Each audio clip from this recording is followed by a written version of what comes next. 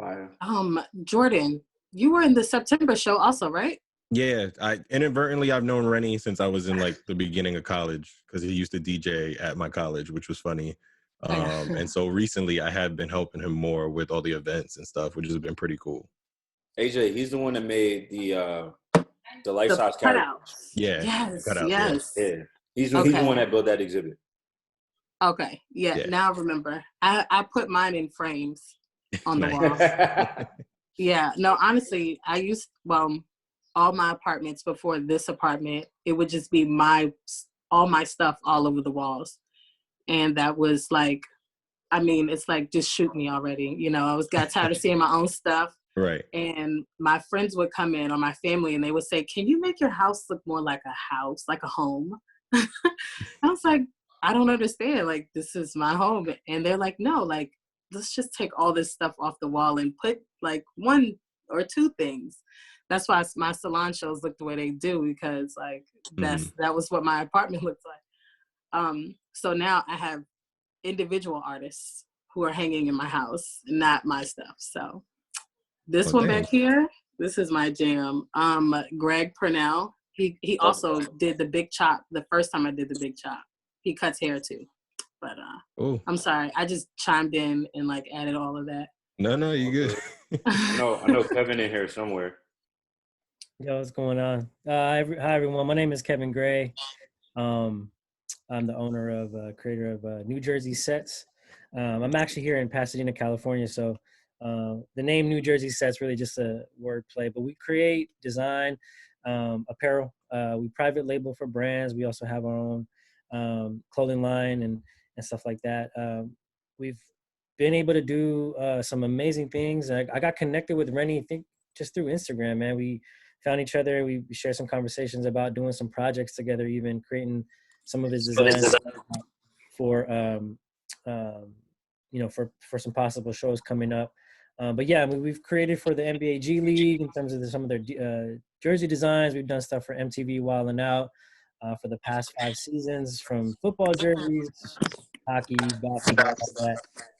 So, but yeah, man, we just continue to create, and currently working on some collaborations with different artists from Indiana to the East Coast to here in California for some stuff that hopefully gets a drop this summer. But with a lot of the changing things going on, it's got to be as creative as possible. But it's really cool to be in this room with all of you guys, and to hear some other artist perspectives and to meet you guys. So yeah, thanks for the opportunity.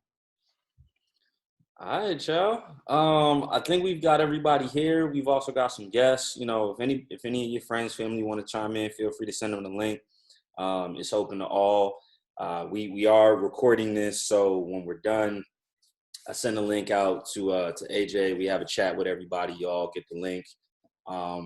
After everybody gives their talks, shows their show, all of that, please utilize the chat, drop your info in there where people can find you, your websites, your stores, your Instagrams, all of that good stuff.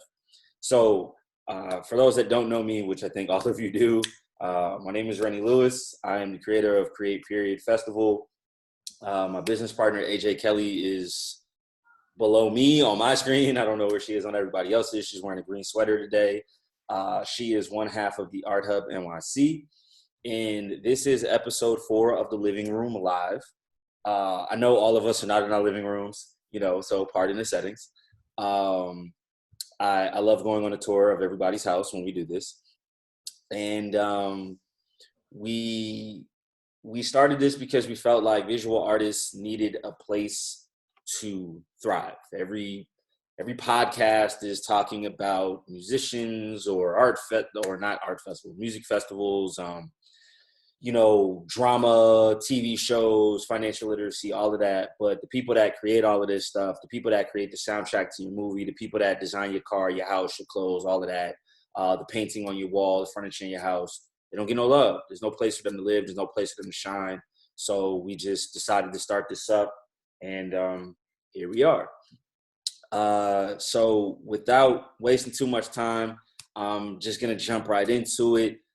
First up today is, I know she already introduced herself, but Miss Jeter is on deck.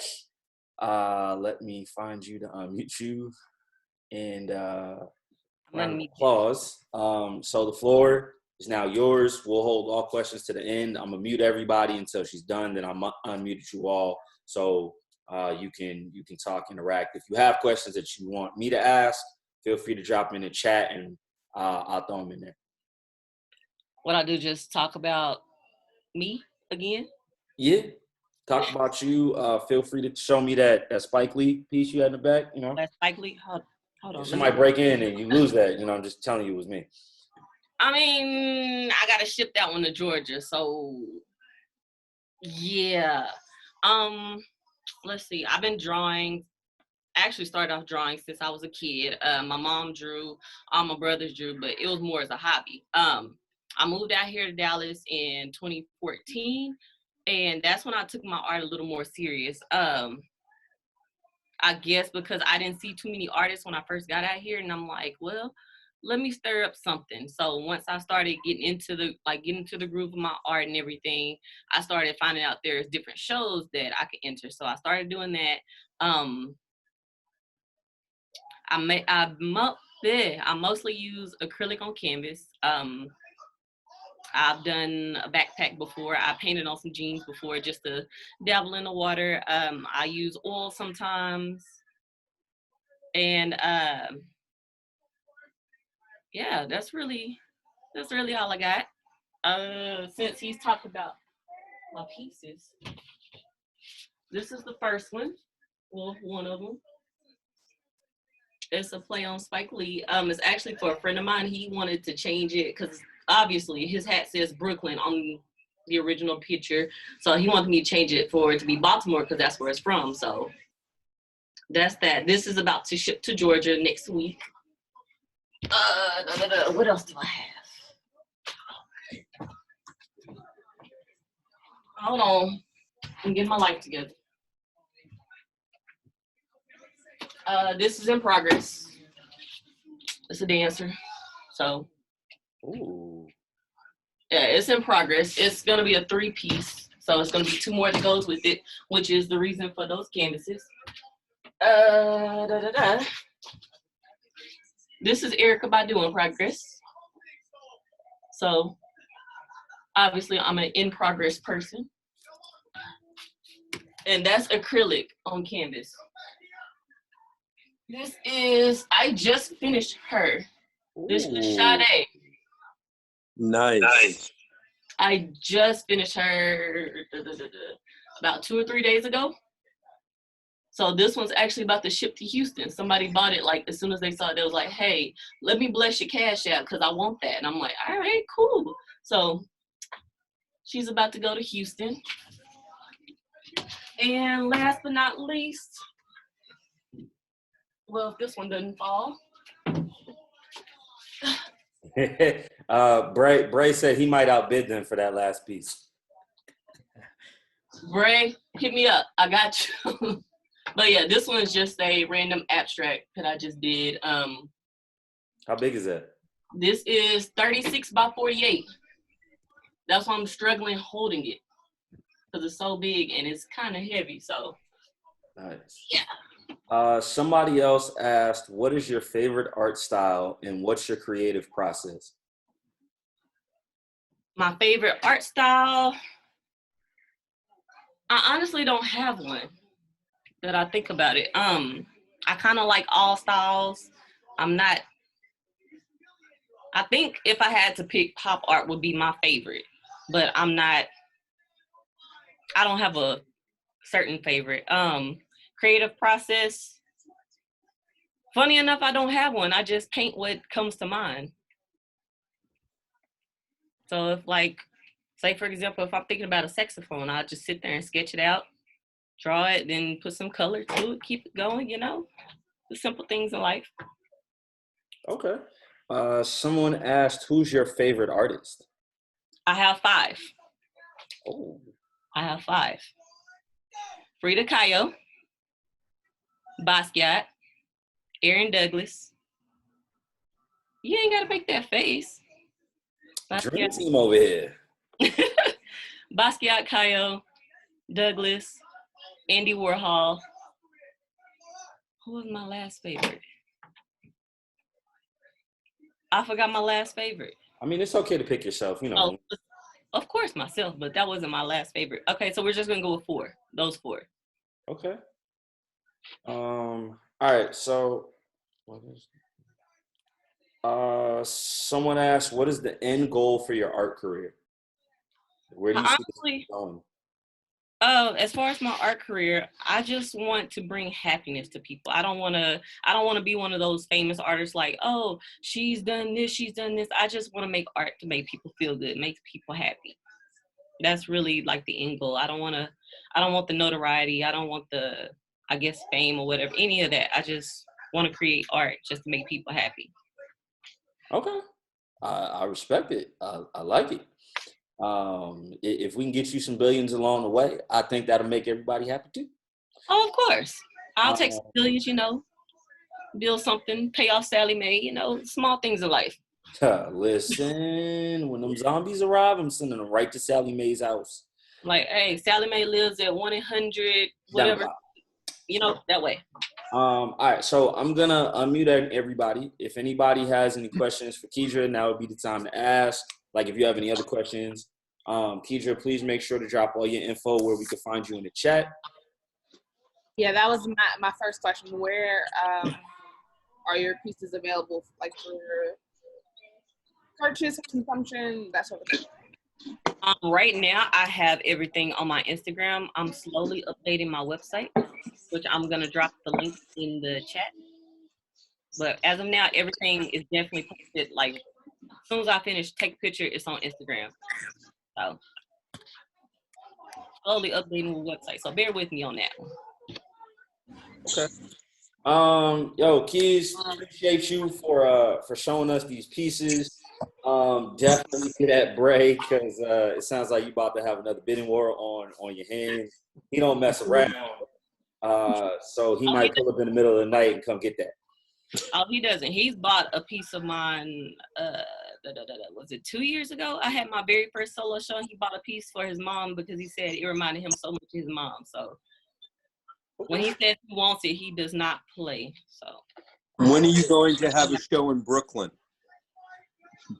That's a work in progress. Right now, okay, let me step back. I'll actually be in New York the end of August. My goal is to, I guess, connect with more artists, because I know all of y'all are in the area. I thought I told you about it, Rennie.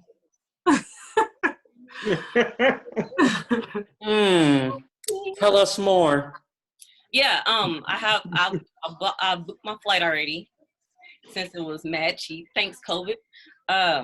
It was only $80 round trip, American Airlines. I was like, you cannot beat that. So There you go. I was like, hey, me and my best friend, we're planning to come out and just network with more artists, network with galleries, and yeah, that's a work in progress. I'm hoping soon. That's my goal, hoping soon. If not soon, it's happening. Well, that Sade piece was beautiful. I look forward to seeing some more of your work. Thank you. All right. I think we might have to find a spot on my wall for something by you. Oh, nice. Just let me know. COVID kind of got me in a creative mood since I got time to create. So. Yeah, plenty of. I've actually been buying art by mail. That's how desperate I've gotten. Oh, wow. Hey. I have a collage of Leon Price coming. I got a question. How do you get your inspiration for what you want to do? My inspiration, it's funny enough, social media. Okay. It's supposed to be a time waster, but I'll just sit and scroll through social media. And I have a lot of photographer friends, and they take pictures. They have different clients, take pictures of their clients. And I'm like, hey, can I borrow one of your models for some inspiration? He was like, one of them said, that's creepy, but sure. I was like, you'll see what I'm doing. I was like, you'll see. And I'll just start looking at something, sketch something. I'm actually looking for a piece that I did digitally of a friend of mine. He's in Florida.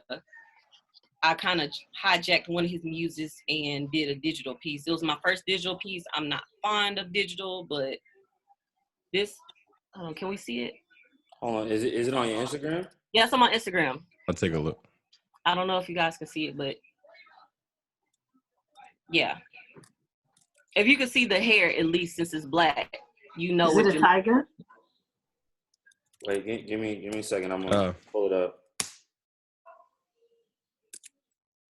Right. Oh, it's a panther. Oh, it's a woman. It's a woman. All I could see was the hair. That's why I was like, if you could see the hair. There we go. Oh my God. That's fire. Hilarious. I thought it was a tiger. Where is it on your right there, Rennie. You just passed it. Up, down. The yellow with the hair up. Yeah, right there. That's it. I can't believe I thought that. That's nice. For your first time? That's really good. That's first digital. Oh, nice. That's really good. The person that commented, D.D. Robinson, he's the photographer out in Florida. I used one of his muses. The username Yarlise Denise, I guess that's how you say her name. That's who it is. Okay. So. All right, so I'm gonna keep this thing moving along. Next on deck, talking about working with sponsors, landing sponsors, getting your coin, not having to spend your own money, taking everybody else's money, is the amazing Gisty. She is to my right. Let me mute everybody and find Jazz. Jazz, the floor is now yours.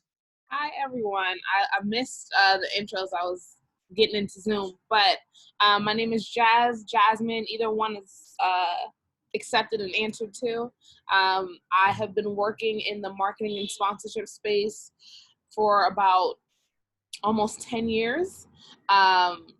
And I have mostly worked in the realm of sports, so New Jersey sets. I've been looking at your page since the second you mentioned it. But yeah, I've worked with a lot of brands. Now I work primarily with the alcohol and spirits industry, but I still try to find a way to dabble into the sports space as well. Personally, I am a performing artist, not necessarily a visual artist, but like all of you, but I appreciate your work and what you do, and find any sort of way to incorporate it into the brands that I work with or the events that we celebrate. So from a sponsorship standpoint, just wanted to share a couple gems that I found to be successful through my industry and my work thus far. The biggest one of them all is like a lot of people look to find brands that have the biggest paycheck and that can like fund all of what they need. And that's cool. And I understand like get your coin by any means necessary, but the best way to find a solid partnership, a long-standing partnership, and a partnership that really resonates with yourself, the brand, and the consumers that you're looking to reach is to finding like an authentic fit and finding ways that your brand and your personal brand and the corporate brand can melt together authentically. So the easiest example that I can resonate with all of you all is the NBPA, so the National Basketball Players Association. Sorry if there's a lot of background noise, I'm on my terrace. The National Basketball Players Association, they reached out to our agency to rebrand and relaunch their Players Voice Awards, which is similar to like the normal NBA awards, like MVP, Rookie of the Year, all that stuff, but it's more focused on selections made by all 450 players. So no media, no fans vote. It's just the players voting for players.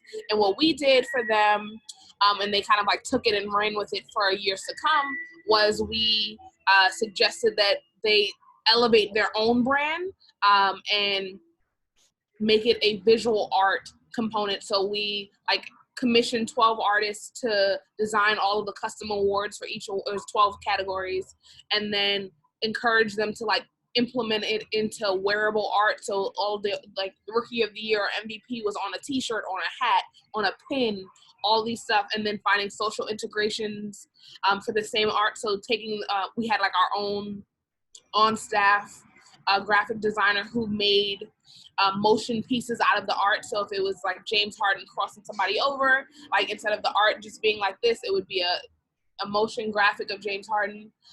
So finding ways that like amplifies what you're already doing and making it in a way that's palatable. That's my favorite word for brands. Like you want to make it easy to digest, something that like I can hear you in 30 seconds or less, ideally 5 seconds or less, understand the message, understand what you're trying to tell me, and then allowing authentic brands, like not just slapping a Coca-Cola on it because Coca-Cola has the biggest budget.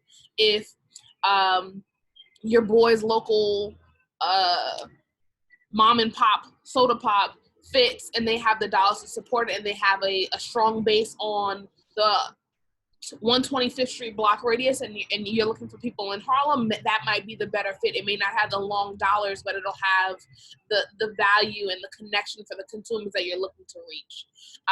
So I can talk sponsorships, I can talk event management, I can talk all that stuff. So if you have any questions, feel free to shoot them my way. On Instagram, I'll put my @ in the chat, but it's @JazzMC, MC like a rapper, but I am not a rapper. All right, everybody. Super hot fire. Y'all have any questions? Yes, feel free to ask them now while she's still dropping balls. Jazz, we're gonna be like best friends. Yeah. Last time I was like, girl, let's talk. Oh my God, we need so much conversation has to happen. I totally respect your job. Like I'm kind of speechless because I have been trying to get sponsorships, always, have had sponsorships, but it's always a constant, thing that you have to work on, check on, make better. And through the Art Hub, as well as through all of the creates, we will need sponsorship. Yeah. So I don't have a direct question. I have more of a statement, which I'm going to take your information and we can do this separately because I could go on for days. I have 7 years worth of sponsorship questions, or what, maybe more or less what I could do better. Okay. And even if it's that I definitely like to help people see the different perspective, because it's really easy to kind of get caught up in your own work and what you're doing day to day. But I have the luxury of working on the brand side and working on the event side, so knowing what each of them is looking for to help facilitate that conversation to make it go smoother. So yeah, any questions or tips, I'm happy to help. Sweet. I got a question. What's up, Jazz? No, I just wanted to say, I don't know if it's a question or not, but I love what you said about, particular brands that, may not just be suited to do, a big budget like Coca-Cola, for example, but choosing that brand that's so local, whether it's, that fits maybe that certain demographic you're looking for. I just want to give props to that. I just love that statement. And, but yeah, no, and thanks for the shout out. And for sure, we're going to be talking. So we'll figure out, I got a lot of stuff too. I'm running through. I just got to figure out how I'm going to ask it, but yeah, we'll connect, man. Thank you so much. And so if I keep coming off mute, there's a pop-up church that happened 2 blocks away. So. That happened in my neighborhood this morning. Wow. I mean, Brooklyn, it was Kirk Franklin playing. I couldn't really run can't from ignore that. it. I just gotta mute it a little bit. All right. So Jazz, What's up? yeah, have you ever done any work with naming rights for a institution or a monument or anything like that? Yes. So I worked at Madison Square Garden during the 3rd phase of what they call the transformation. So if y'all are from New York, you remember MSG before there was no front door, purple and green seats, all that. So I was on the team that was on the tail end of the transformation is what we called it. So it being involved in Chase's namings of the Chase bridges. I'm trying to out-talk this music, guys. Being involved in the naming of the Chase bridges, and then looking for other, I interviewed with the Miami Heat while they were redeveloping the naming rights for the the Doers Lounge. I forget what it's called now. And then same thing with the Capital One Arena. So yes, short answer, I do know enough about naming rights. It's just more like what you're looking to do with it. Okay, I definitely follow up offline, but there's an arts project that me and my business partner are the creative directors of, and it would literally be like the largest art monument in New York City. And we're looking to get probably more of a major sponsor, but right now the thing that we're focusing on is the naming rights. That seem to be, at least from the big corporations, with if they could name it after themselves or have the naming rights, be most attractive. But we don't necessarily know how to go about that. Yeah. So my only point, like area of caution with naming rights is typically they are long-standing deals, like 10 plus years. You don't really get anything less than that in a naming rights situation that I've seen. So just make sure that it's a good fit from a business standpoint and like a partnership standpoint, because that relationship is one that you would have to be working with for a decade almost. So if it's someone that's going to give you a headache, or someone that is really meticulous with, not meticulous, but like their processes are not up to par, is you have to think like, hey, is that a relationship that I want to maintain for a decade? Like, so that's my only area of caution. But otherwise, like stuff like that, as long as the policies and the terms and conditions are laid out smoothly, if you can find someone with the budget to support what you're looking to do, it's traditionally one of the easiest things. The only time it gets sour is if they're not the easiest to work with. Gotcha. I'll definitely be following up. And you're going to put your info in the chat, right? Yeah, I put my handle, I believe, in the chat, Jazz MC, and then on most, like, LinkedIn, all that stuff, it's in here. But I'll drop my email as well for y'all if y'all want. Thank you. All right, so Jazz, I appreciate you blessing us. We still got to have our call on Tuesday. So moving forward, that gym, but I was like, I don't know if there's business out there. Also, side note, if y'all have nothing to do on Thursday nights, Jazz is one third of the Club Quarantine crew. DJ for them from 8 p.m. to 11 p.m. on Thursday nights. We also do trivia. So feel free to go to @theClubQuarantine and follow them if you want a little virtual party sitch in your life. Next on the mic, it's funny because he actually brought his own mic to the show.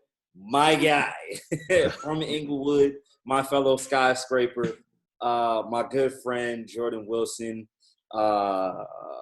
Let me find him to unmute him.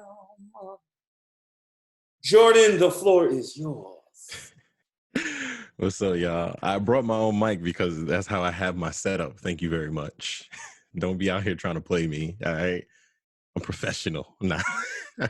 I'm Jordan, y'all. As far as my journey goes, I grew up in New York, so shout out to New York, Harlem. And then I grew up in Queens afterwards and then moved to Jersey. I actually like the peace and quiet, so, you know, I like it out here. I got to meet Rennie and stuff. But I have been doing art since I was about 5 years old. And that was literally because I saw my cousin just banging out art pieces. And it was literally related around like animated comic stuff, you know, and then having that era of like video games with like Super Nintendo had just came out, and, you know, all these 16-bit things is kind of the biggest inspiration for me as to why I do art.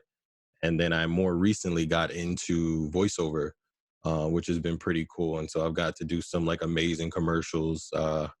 Anybody that drives around in New York, you may have heard of the Vision Zero initiative that has me actually in it, acting as a driver who hit an old lady.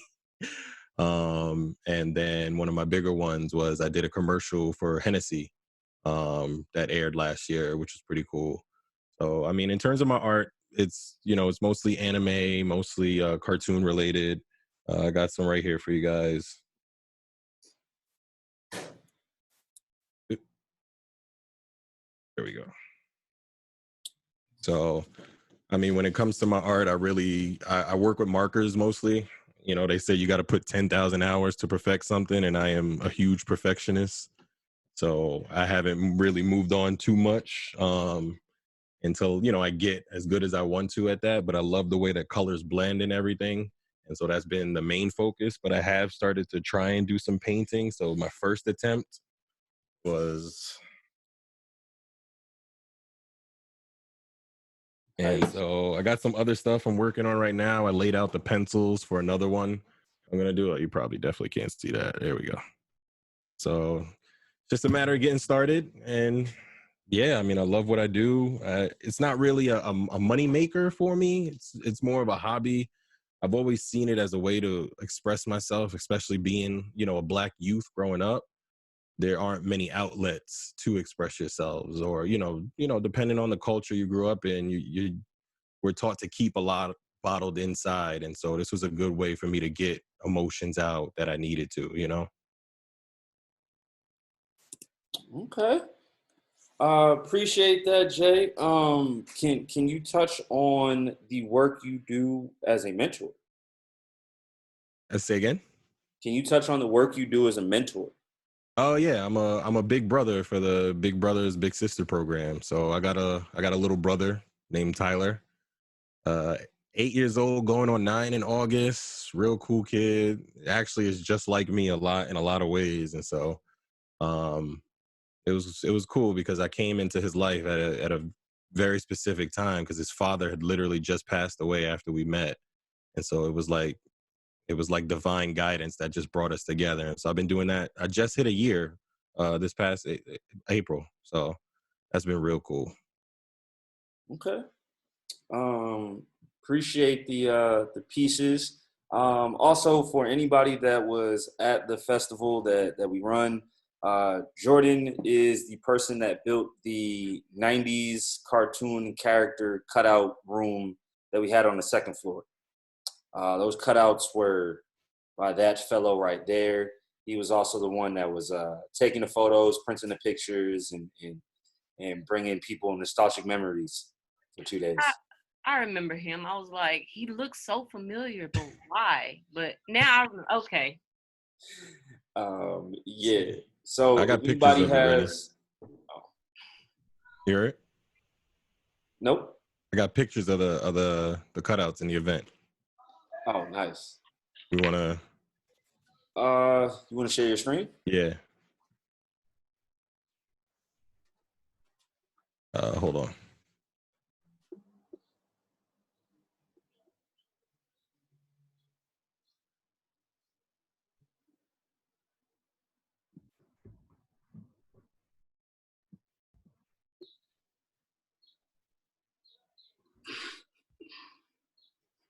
Oh, I love those. Oh, is that Makai? Yes. Hey, that's me. Oh, wow. me again. Oh man. Whew, child.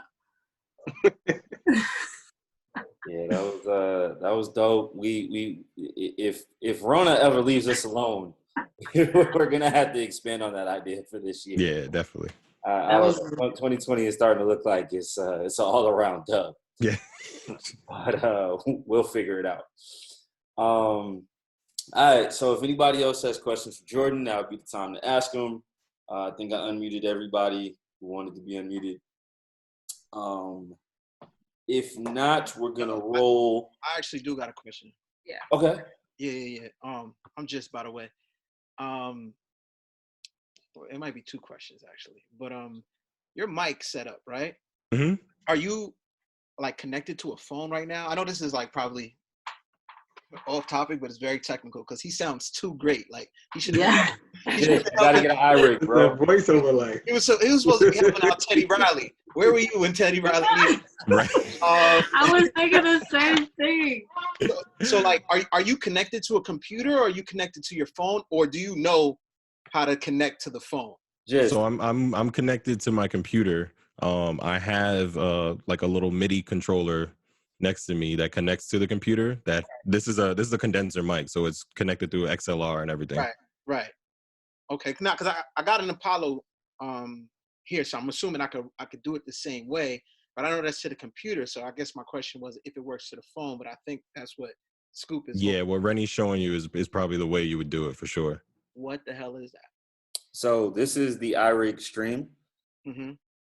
So iRig, JBL, and there's another one. I think Rick has the other one. Essentially, you get a MIDI input, and that's where you will put your cord for your USB-C, your USB out, your lightning cable out. On this one, you only get composite, so left and right in. You have volume control, and then this cord, you would plug it in here, and it'll go into the bottom of your phone, and it will take over the sound for your phone. On the side of it, you also have so you have headphone and mic. So if you plugged in the headphones, like for your phone that had a microphone on them or a lav mic or whatever, you can control the volume for your microphone and for your headphones in the same thing, so people will be able to hear you. In Jordan's case, if you had the iRig like HD, you could plug your microphone straight in here and then plug this into your computer or your phone, and that's how people would hear you. So when I DJ the club quarantine parties, this is plugged into either my phone or my laptop, and the audio is being sent straight through Zoom to everybody or straight through IG Live to everybody. How much is that? Sounds amazing. Originally it was 100. Right now, I believe this one is 80. There's JBL has one as well, but I think theirs is like 150. But they have for the JBL version of this, they have I think 1/4-inch input as well. But there's so many iRigs. There's iRig HD, the Duo. I like the Stream because it comes with the cord for Lightning and for USB-C on Android. Thank you. You guys have changed the game.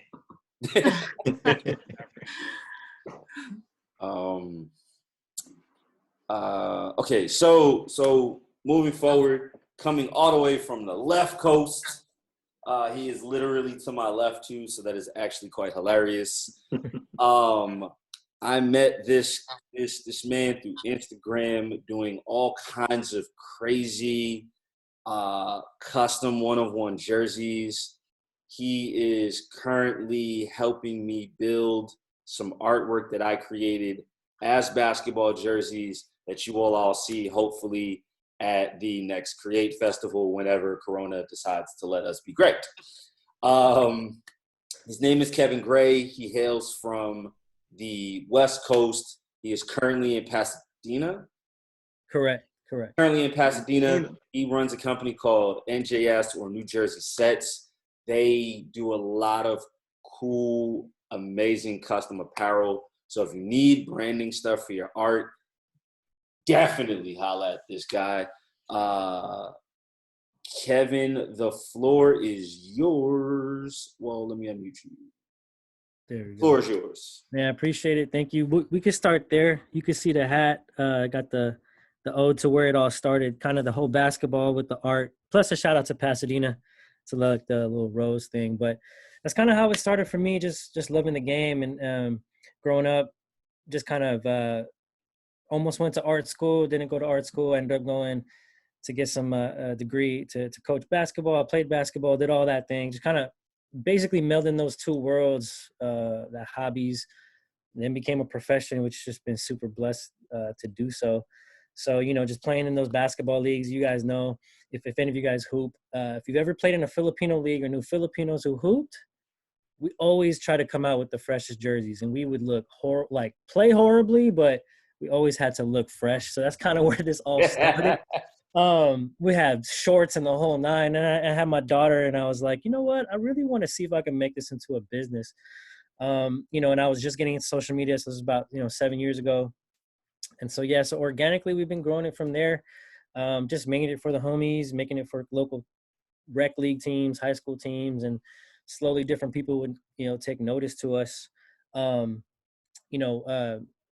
People from the dance community, music, to just artists, the NBA, MTV. Like it's just been this crazy kind of roller coaster since that time. Like I'm in this kind of makeshift studio that I've taken, like this attic, and I have like a little photo set up, and I have some jerseys here. I'll probably want to show you some of the pieces that we do. There's a cool backstory with this one. Ooh, is that Prince?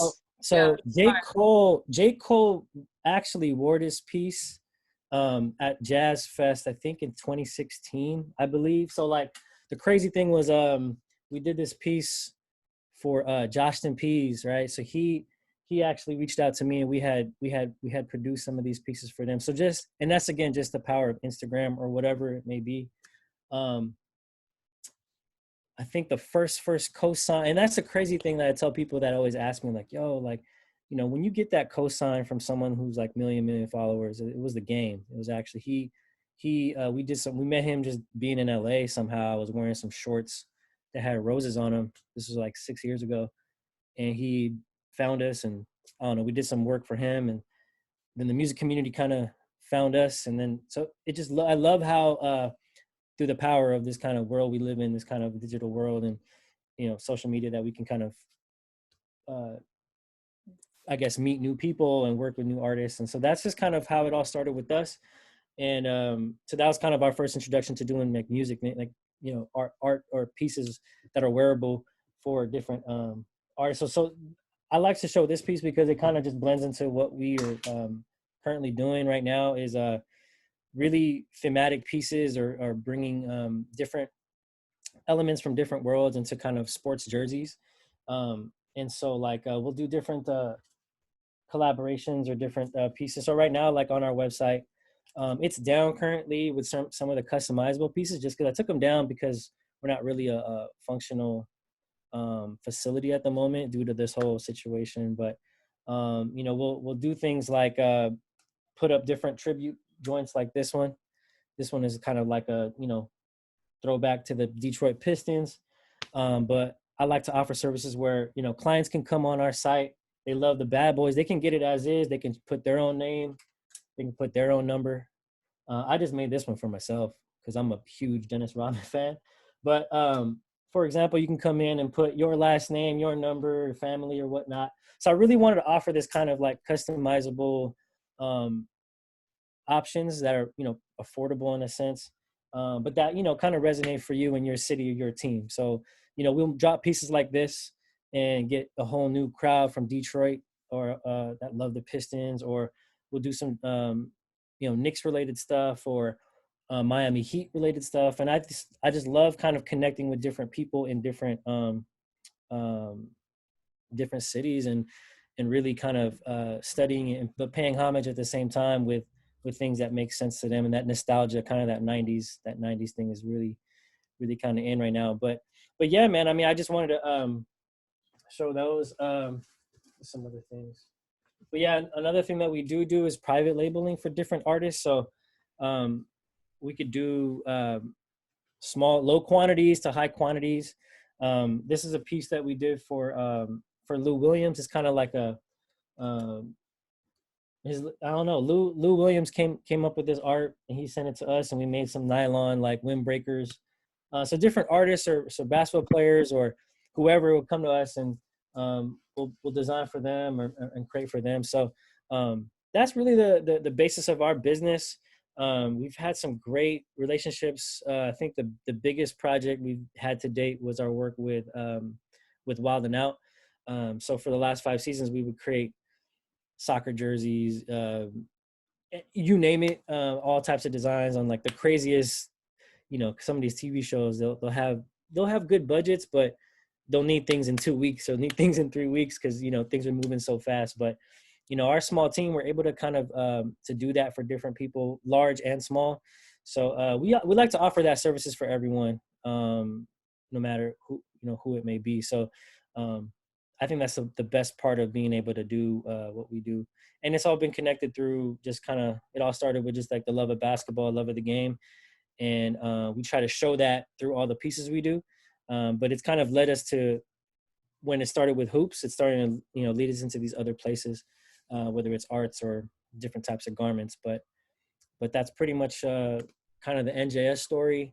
it's growing as we go along, and just kind of blessed to be here to, to keep myself employed, and whatnot. But yeah, I'll go ahead and put my information, just like everyone else, on the chat, so you can email me, hit me up on Instagram or whatever it may be, and be looking forward to possibly working. And Rainey, I can't wait to make that stuff, man. I don't know if anyone here has seen those designs, but I'm so excited to make that set. Like, it's literally in hold, on cue, in the production line. We're just trying to get everything going, but yeah, I can't wait, man. It's gonna be crazy.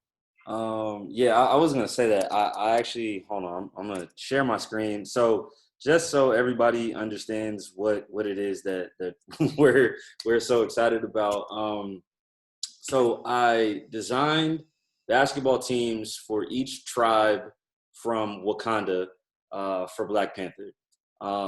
So there are also 2 All-Star alternate jerseys, and I wanted to display the designs as physical jerseys. Often when we think about Wakanda, we think about Black Panther, we think about like how advanced their society is.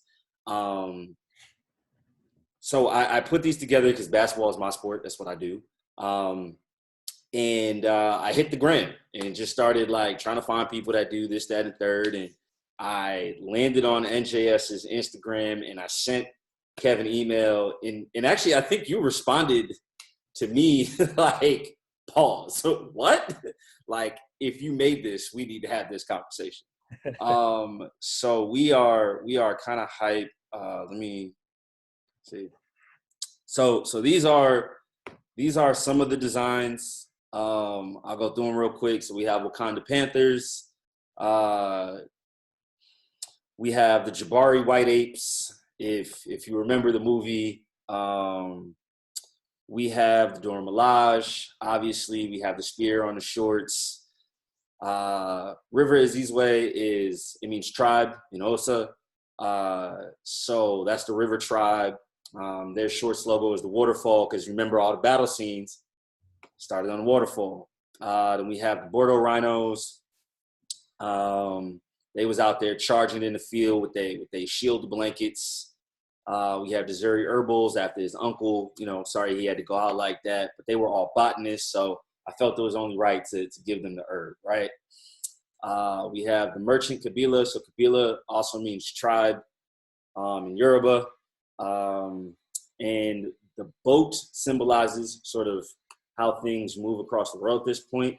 It's also an ode to my grandfather, because he only paints sailboats in some of his paintings. And he only paints seagulls, which is that bird. This is one of his oil paintings, by the way. And these little birdies, there they go. And then we have Mining Tribe. And it's probably my favorite logo on the shorts out of all of them, because I remade one of the landscapes from the 1966 comic book of Wakanda, which was painstakingly painful because it was really hard to find the comic book. And these are the All-Star jerseys.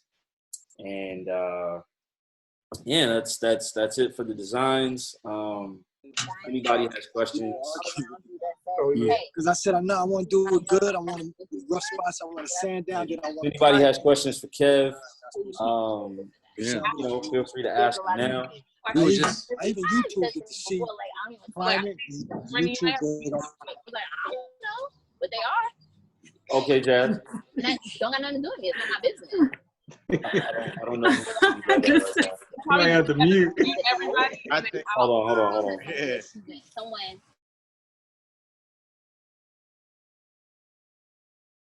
All right, cool. There we go. All right, so Kevin, I am overjoyed to see Runny. That is so fire, so dope. But Kevin, there's a lot of stuff and a lot of fun to be had with your brand. So I have tons of questions for offline, but the first initial question I have, what is your minimum or maximum order quantities and your estimated production time typically? Yeah, because I've turned I can get requests from clients and hey, can we have this by Friday? Or hey, can we have this in a month? So. Yeah, no, it's all No, thank you. That's a crazy thing. It all happens. You know, our productions have like crazy flows. Right now, we're in a longer wait period just because of the whole situation. We can't really fully function right now. But on a typical scale, anywhere between 4 to 6 weeks. However, depending on the client, depending on what's needed. I mean, we did the project for AT&T, and it was literally like 300 sweaters, and we did it and these are like cut and sew sweaters. We did them in, I think, 10 days. So, I mean, that's if we're like in a lower, you know what I mean? But typically around 4 weeks, because everything is made to order, so we don't really have blanks. Yep. So, but yeah, that's typically it. And low quantity, like I can create a couple samples, like 2 or 3 pieces, and I can do 1,000 if needed. I mean, it really kind of varies. I think that's my favorite. And I'm always open sharing this. I produce some of my cut and sew in the Philippines.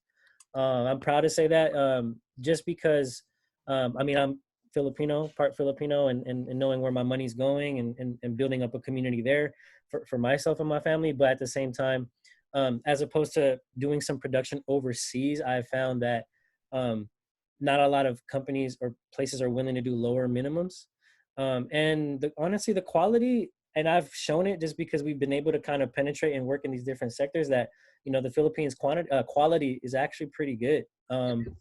As opposed to like others like China or Pakistan, Mexico, wherever people are going, Bangladesh. But yeah, at the same time, man, I think that's been a really fun and a proud thing about what I'm doing.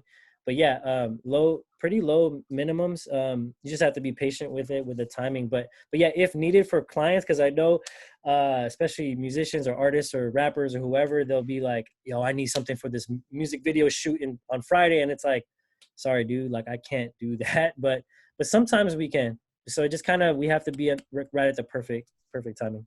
Okay. So short answer is yes, you can do one pieces if needed, just with enough time. Yeah. You might be my secret weapon for a couple things. So. No, for sure. And stylists have told me that. Definitely, I agree with you, Jazz. Yeah, like stylists have told me that, because, you know, there's, especially living in Los Angeles, you know, there's stylists everywhere that work with certain clients, and sometimes we're able to pull off these crazy one-offs at some crazy times, and it works out. So you just gotta hit me up, and maybe I could do it. You know, hopefully I can. So yeah, I'll say this to the group, and I'll say this to you specifically. I know the tight turnarounds, so I'll never ask you a question that I think is unrealistic. But I'll never expect you to do something that I think is unrealistic, but I will ask. Yeah, for sure. I'll take them, but I'll never say, I never guarantee things too. So we in the same page. It works both ways. So, but yeah, shoot them over, and we'll try to make it happen.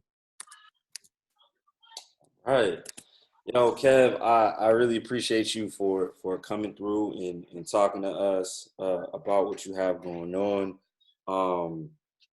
I definitely got to get one of those Showtime Lakers shirts. I know they're not in the shop, so I'm going to have to hunt somebody down, find them in the parking lot, do something. I'm going to need one of those. I got you. All right. So did you drop so all of his info is in the chat.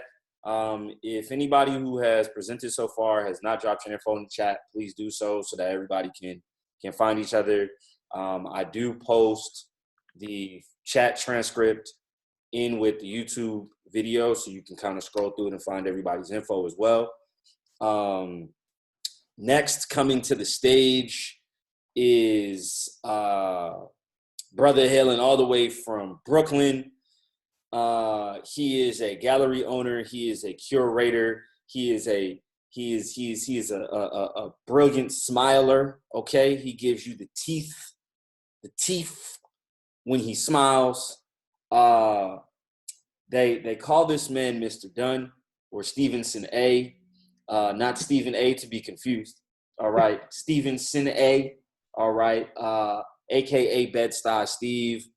Steve, the floor is now yours. Thank you, brother. I appreciate that. That was a nice introduction. You said all the stuff that I usually have to be emphatic about, like Brooklyn. But just for all the new people on the gallery that me and my business partner, Erwin John, we own here in Bed-Stuy, is the Bishop Gallery. Our motto is keeping the art world in check. We're very excited about being able to bring art and make artists available. We also have a gallery store called the Artist Marketplace, or AMP for short, and we work with a lot of people like Mr. Gray here. So I'm getting, my wheels are turning about the ways we can collaborate. Even some of those Wakanda jerseys that, you know, we might, once that gets in production, we might be able to talk about selling those. So this is very exciting, very great networking opportunity. Just to kind of give you, I guess, a little story about how we got into all of this. It was about 2009. E is my business partner. He also been good friends, best friends since 8th grade. Talked about all different types of businesses we wanted to open up, and none of them was an art gallery. We'd be on the stoop talking about, we're gonna open this, we're gonna do that. And ended up in DC because he went to Howard, opening our first gallery in 2009. And literally the day we opened the gallery in DC, we were talking about, oh, when we open one back home in Brooklyn, because we both born and raised here in the Sty. About 7 years ago, we transitioned from DC to Brooklyn. And we pretty much been rocking and rolling ever since. You know, I remember some of the ideas and stuff we had about art initially were like, they were literally laughed at. Like, I remember we did our first Biggie art show in DC. And people were like, oh, that's not real art, that's not curation. And then fast forward in 2017, I'm reading an article in Huffington Post, and it's the 20 most hypnotizing works dedicated to the Notorious B.I.G. And 5 of the 20 we own or we've sold, right? And so it's like a real, you know, change, a pendulum swing, if you will. We also have had the opportunity to work with a wide range of artists. So like a lot of emerging artists who, you know, some of you guys may have not heard of as of yet, or the first time you heard of them were coming to the Bishop, as well as some really well-known artists like Ed Clark and Al Diaz, and we've shown work by Sam Adequate and Norman Lewis and Jean-Michel Basquiat. And we work with emerging artists or artists who I consider the new urban contemporary, like Sophia Dawson and Ron Draper and Zeph Farnby. And then we've also, yeah, so you know my man Draper. Yeah, so these are all artists we represent. We've also been able to work with artists from all over the world. We have artists from throughout the continent of Africa, Ghana, Nigeria, South Africa, Australia, you know, throughout Europe, Germany, Switzerland, Asia, Japan, China, you name it. We actually were in the midst of planning a tour where a stop would be in Japan when this whole Corona hit. Hopefully it'll shape up sooner rather than later, and we'll be able to get back on track, as well as working with an artist named Reggie Kamalo out of South Africa with the World Health Organization and the UN, doing a tour of his works and going to different cities across the world. So hopefully we'll get back on track, but as a way to kind of adjust and pivot is to present a lot of this online, or as much of it as we can, whether it's from curating virtual exhibitions. We actually just did one with OK Player, co-curated one with OK Player for their Nipsey Hussle exhibition. Actually, I'll throw the link in the chat in a second, but it actually came out really, really dope. Had some amazing artists there. And basically what we're doing now is really taking all the services we offer at the gallery and transitioning them into web-based. So as gallery owners, we wear a lot of hats. We're curators one day, we're gallerists every day, we're art dealers in our sleep. You know, we're like having dreams and waking up like, oh, we got to call so-and-so. You've already met one of our clients, Rich McDougal, who's on the call. And so how do you take something that's really personal and really intimate, right? Like, you know, we're going into people's homes, we're going into artist studios, we're having these one-on-ones and these really intimate moments that allow us to, you know, be able to not just sell art, but share art with people, and being able to transition all of that to the web platform. So that's where all of our efforts are going right now. So that includes things like doing our art consultations, taking that online. So usually I'll go up in your house and, you know, measure your walls, take a bunch of pictures, and, you know, people want to outfit their homes or their businesses. We work with a lot of businesses, small and large corporations. And some of those businesses are still, you know, actively, you know, staging, but with people, they're a lot more cautious, you know, and so being able to do a lot of that via the web is those consultation services. A lot of that is what's going on now. And then we have some of the simpler things like doing like talks, and still people want to connect with artists. They want to be able to ask questions, things like what we're doing here. So we have a campaign that's actually coming out. That's both, it's a campaign to get more of our content out, because we tend to have a lot of content and we let it out a bit by bit. But now that everything is virtual, we're going to kind of like the drink it out the fire hose, so to speak, or like we do in Brooklyn, drinking out the Johnny Pump. And where we get a lot of information at once, just because people have the time to do it now. They have the time to sit and absorb it all. So we want to take advantage, developing a few ebooks. A lot of people for years have been asking us, how did we start our art gallery? And I always tell people, you know, totally by accident. Well, you know, the more and more we meet people, we're like the only people we know that weren't either artists or like super wealthy to start an art gallery. We did it because we wanted to support artists. We wanted to provide a platform, and I can't draw a straight line. So I cannot, I'm not a creator. You know, the only art I could claim is you know, I could cook, culinary arts. You know, but as far as we realized that just like in the music industry, just like in the fashion industry and all these other creative industries, a lot of times it's the people you don't see that are in control of who becomes successful, who becomes known, or who gets the opportunities. And so we realized, like, you know what, we need to be the people creating the opportunity if we want to see the artists that we like, the artists that we think are dope. And, you know, eventually, we started realizing, like, you know what, not only do we need to create a space for that, but our voice needs to be heard. Like, you know, our voice is something that's important. It influences culture in so many ways. When you talk about people who come from communities like Bed-Stuy, the influence we've had across the world. But when you look at art and curation in museums and institutions, you don't necessarily always hear that voice or see it represented in the end product. And so we realized, you know, after some years, and we were like, oh, we're important to, you know, to speak up. It's important to give our opinions and show our point of views. And so that's kind of what our stick is. You know, I told you before, our motto was, you know, keeping the art world in check. And we've done that since, I think, from day one. Our first art show, you know, 10 years ago, I humbly admit, you know, all the artwork wasn't even straight on the walls. And, you know, to go from that to, you know, and I see everybody pulling out props, so I went and grabbed some, to, you know, making the front page of the art newspaper, which is like the largest arts publication, print publication in the world, for, you know, our Basquiat show that we did in Switzerland. Like, you know, we got these two Bed-Stuy dudes curating the show in Switzerland with a Swiss gallery. And, you know, they were actually mad at us at first. You know, the people loved it, but they were like, who are you? Who gave you permission? And, you know, we're like, you know, Basquiat's from Brooklyn. Why would we need permission for that? So, you know, just trying to change the narrative through action and through our craft is really what we're about.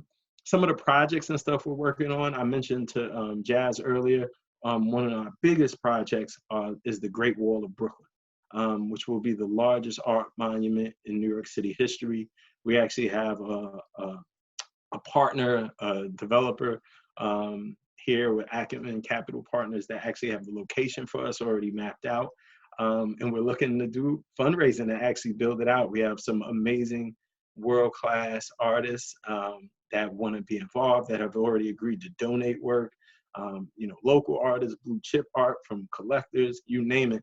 Now we got to build this thing. So, you know, Jazz, you will be getting a follow-up about that. But you're talking about a quarter mile of continuous artwork.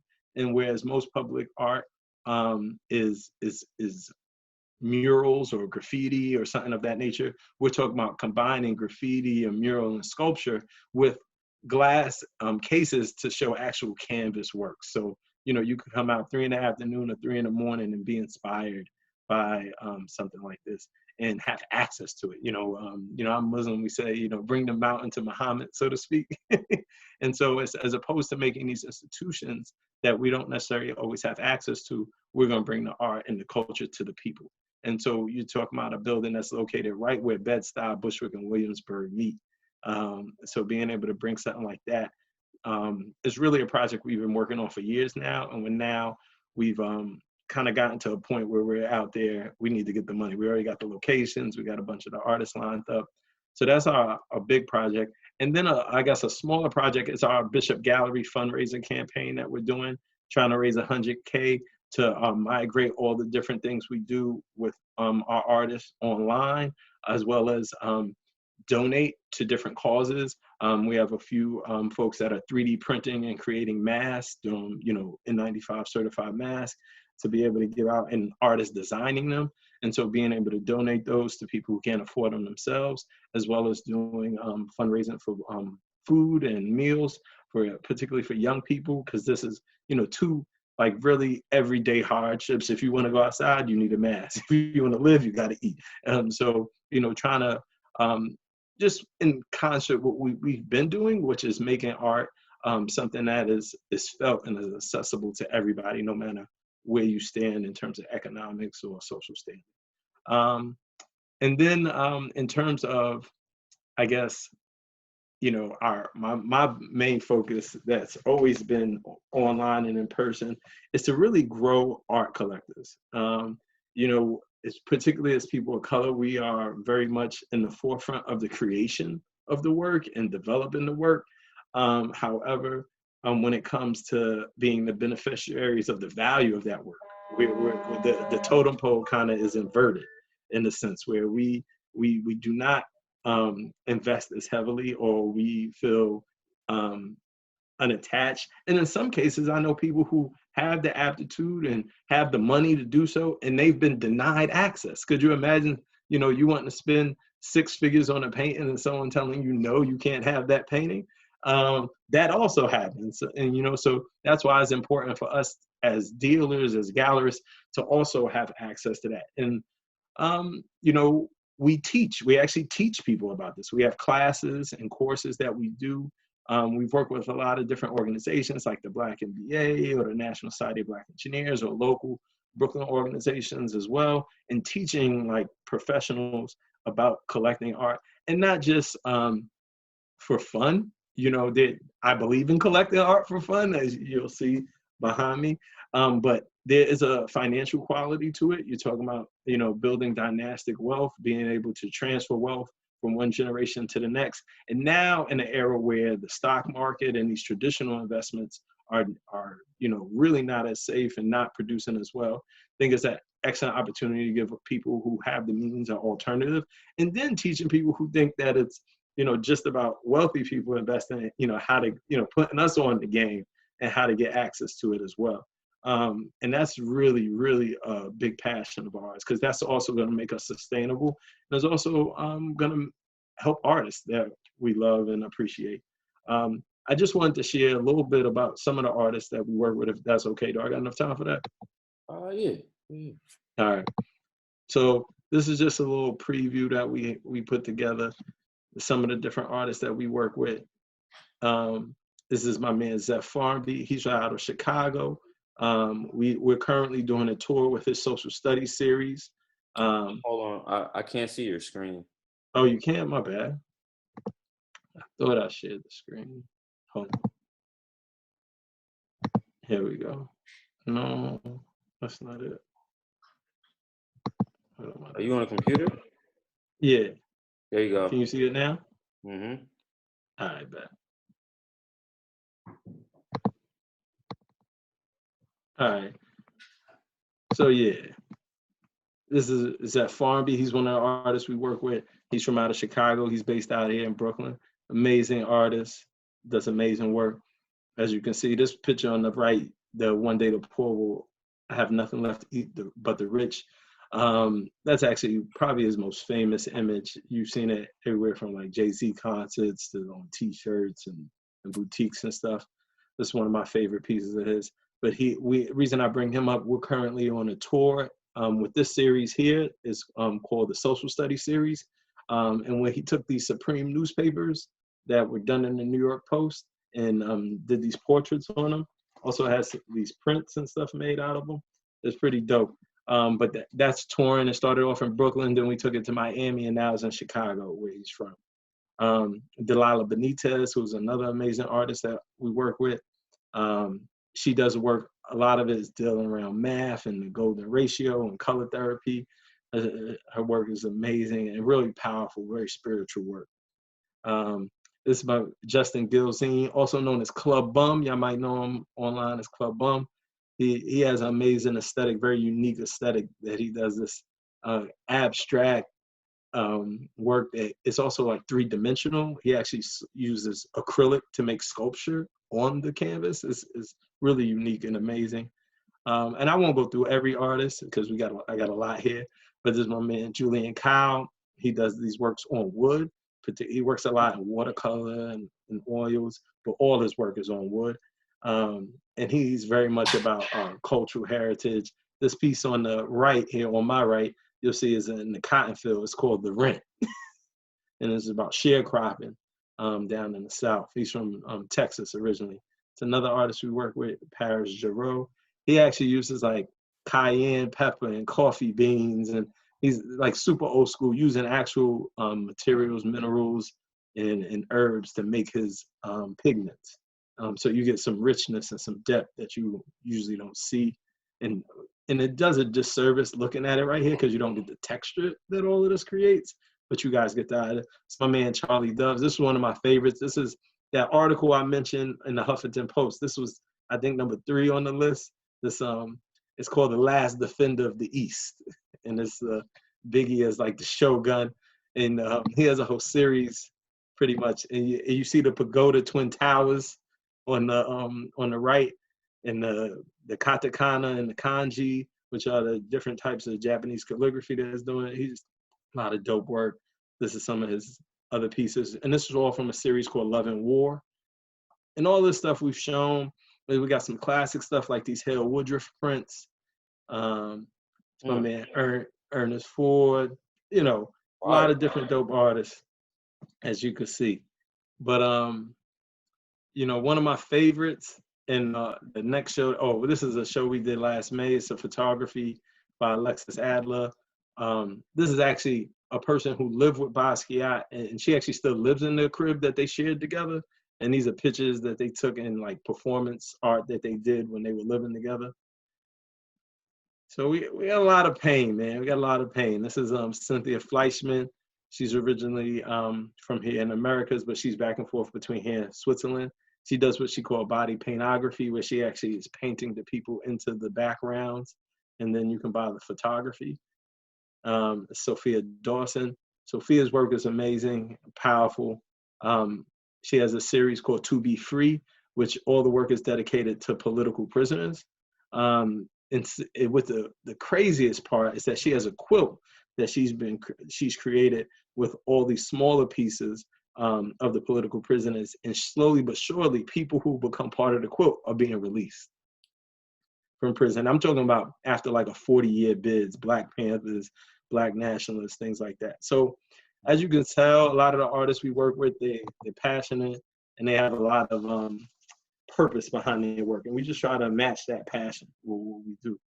You know, so I know I'm a little long-winded, so I'm gonna let you go and then and hold the floor over. But you know, that's what we do at the gallery. You know, we talk about art.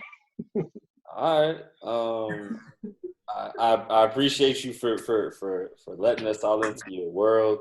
I'm not sure if anybody else got questions, but I got questions. But we gonna have to real quick. So Lauren asked, who are the artists on the wall behind you?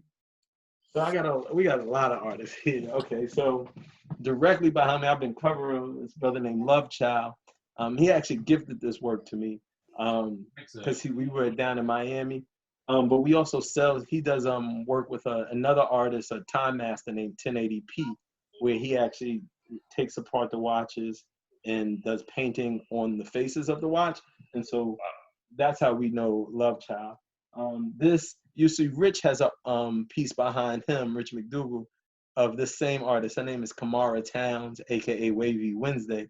This is part of her Barbie series where she is juxtapositioning Barbie with the plight and kind of the mundane stresses that Black women have to deal with on a daily basis.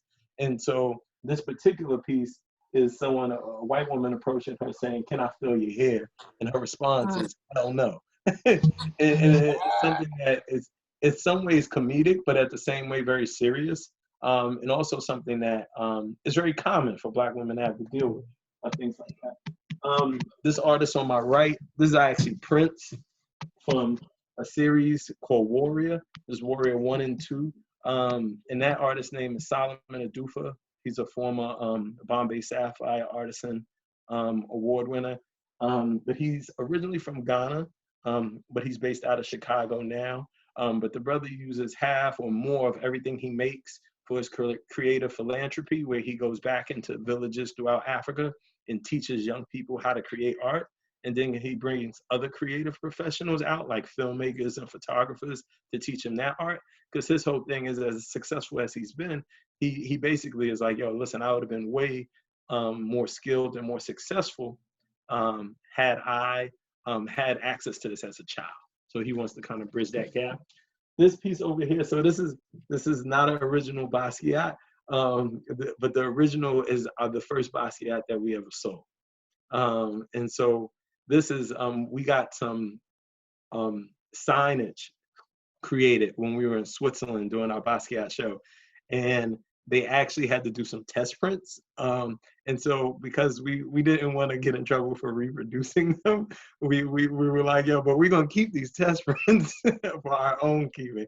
So it's actually one of my favorites, as you can see here. But that's an original Jean-Michel Basquiat drawing. And the owner is actually a collector who's from London, but he lives here in Brooklyn now. These other pictures up here, I actually don't know these artists' names. These are actually from my girlfriend, but I love them so much that we got to include that. And then the picture all the way at the top, I don't know if you can see it, but it's actually a picture of me, that little red box. You can't really see it, but it's the red background, and I have a crown on. That's actually taken by Baron Claiborne, who is the artist and photographer who actually took the picture of Biggie, the last studio picture Biggie ever took. He died on March 9th. The last studio picture he ever took was on March 6th, and that was done by Baron Claiborne, and that's the very famous King of New York picture of Biggie wearing the crown. So that's the same red backdrop and the same crown that Biggie wore. He actually took a picture of me and a few other people wearing the crown in the backdrop in our gallery. So that's definitely one of my favorites. You can't see all the rest of it, but you guys get the gist. No pun intended. What you call it? But you got. I like how you slid that in there. I like how me and Jis go way back, so that's my boy. We got these prints over here. This is replicas from my man Zeph Harvey. These are available online. If anybody want to pick one up, they're limited edition. We got art for days. I do want to commend you on something you said earlier in your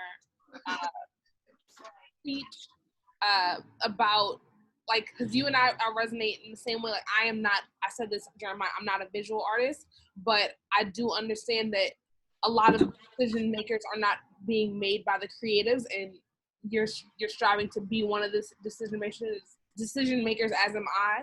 So I love that you are another voice that kind of is advocating on behalf of the culture and making sure that our communities, our voices, and the voices of the people that are at the forefront are being heard in the back end as well. And also shout out to Ron Draper. I almost wore his hoodie. Yeah, that's the homie. We a bunch of his work all the time. So I could ask you a million questions because I hate myself, and we always have these conversations about how does somebody get into a gallery or how does somebody get an agent. But I think we could be here for the next 4 or 5 hours trying to figure that out. Come save y'all. And please reach out to Stevenson. Please drop your info in the chat again for everybody to find you. please message me your cell phone number because I'm calling you after we get off this thing because I got questions. Good. And I mean, we kind of got an open door policy at the gallery. Me and my business partner, like we're a lot easier than most. Like I go to galleries and they give me a hard time until they figure out why I'm there or who I know there, and then then they get all chummy. So we get it. We try to be the opposite of that, which meaning we try to be very accessible. So if you email us or call us, we'll definitely make ourselves accessible to you, no problem. All right, for sure. Now, speaking of Jean-Michel Basquiat, shout out to all the Haitians in the room. Sakafet y Kumanuye. Shout outs to my wife in the other room. She's also Haitian. Coming to the stage is a brother I met a decade ago, more possibly, potentially. I don't even remember how, but I think we were at Hofstra, USA. This brother's name is Gist, aka Gist the Essence. He's a rapper, a songwriter, a musical poet, amongst other things. He hails from the island of Hispaniola. He is a magical human being. I love him. He's a solid dude, and we just gonna get right into it. Let me unmute him. Just the floor is yours, brother. What's up? How you feeling, bro? I'm all right. The zombies ain't caught us yet. You know, we over here living on the water, hiding out, doing our best. Nah, that's a blessing. That's a blessing, man. Thank you for putting this together. This was like OD dope. I'm realizing how small like the community is because I've seen all of these faces before several events. I went to go follow somebody, found out I was already following them. So this was dope all the way. And Just did perform last year at the festival. So anybody who was there, you might recognize his face. Yeah, same guy. What else? Also, really proud of you, Steve, because I've known him for years upon years. And I didn't even know how deep into the art world he really was. You know, I had heard and seen some things on Instagram, but this was an opportunity to see like how dope he is, and that, I really appreciate all of that. And I kept count of how many times you said Brooklyn, Steve. It was about 720 times you said Brooklyn through that whole thing. Him and I always go back and forth because I'm from Queens, so I'll probably say Queens 700 times myself. But anyway, my name is Just the Essence. I'm an artist, an author. I have a clothing line. This is my line, The Believers. So I definitely want to tap in. I forgot your name, brother, but New Jersey. Yeah, but I remember New Jersey sets because your work is just amazing. So hopefully we could connect. I like to connect with everybody in here as well too. A little bit about myself. Like I said, I've been an artist. And I guess I'll just get to the point how I became an author. It happened last year, and I definitely didn't know it was gonna happen. I just was kind of like in a rut, I felt like. In 2019, you know, I put out a project in 2018, and you just expect like it's gonna go so many places, and which it does. It's just sometimes you don't get to see it. And I just felt kind of stuck. So one of my boys was telling me like I should start rapping on Instagram. And, you know, I wasn't a big fan of the car selfies and the selfie freestyles, because it was like, to me, that I like writing songs, so it really doesn't show like the depth of where you can go. At least so I thought, which I think was now I admit was very small-minded. So I started doing it, you know. And as I was doing it, I just started talking about some of the stresses in my life, some of the stresses in the world, and just being really honest and vulnerable in the verses. And it led us to, matter of fact, I'd like to share with you guys 2 of the verses, if that's cool. That's cool. I can share my screen. All right. Hold on. I don't know. I got 2 screens here, so I don't know which one's gonna share. Let's try this one. What do y'all see? Blackness? Darkness is spreading? Blackness. All right, cool. So we'll play this one first. Actually, hold on. Let me just check the sound because I don't know if it's gonna come through the speaker, and that would give you the Teddy Riley effect. And we don't need all of that madness. Hold on. Look, as long as you don't Keenan Ivory Wayne's us, we good. Oh, that part. That's why I keep cutting off my camera when I go to the bathroom.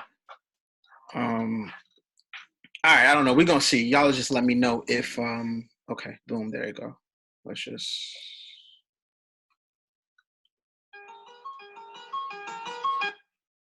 We got you. there's no echo, right? Nope. I might have figured something out. I might not need the iRig. All right. All right, cool. So actually I'm gonna be playing what the hell is that? I've never seen this. What is that? The equalizer in iTunes. Oh man. All right, cool. All right, so this is the one of the freestyles right here. And do y'all see this? Let's move that over there. All right, here we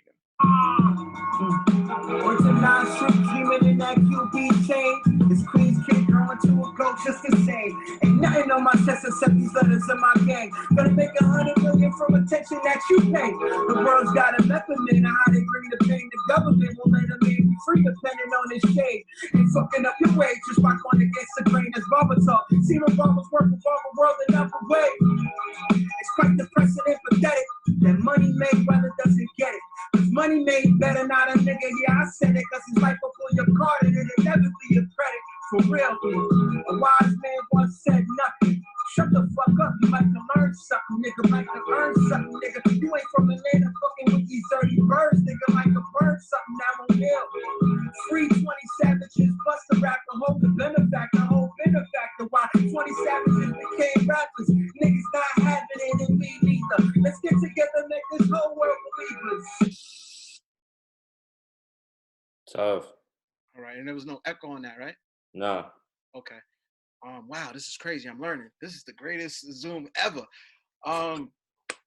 But so basically, I was just being real honest. During that time, that was around when, remember the whole issue with Gucci and the blackface?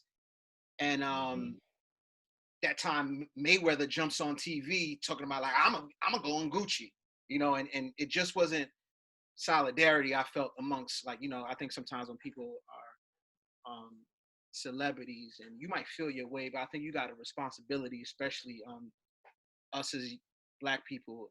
I think it's a level of solidarity that needed to be shown that I felt he wasn't, but I spoke on it. And I think 21 Savage was also locked up at the time, but then Hove helped him out. So I just really was just taking in everything that was happening in the week and the issues in my mind that I was going through personally and put them down on these verses. I'm gonna play another one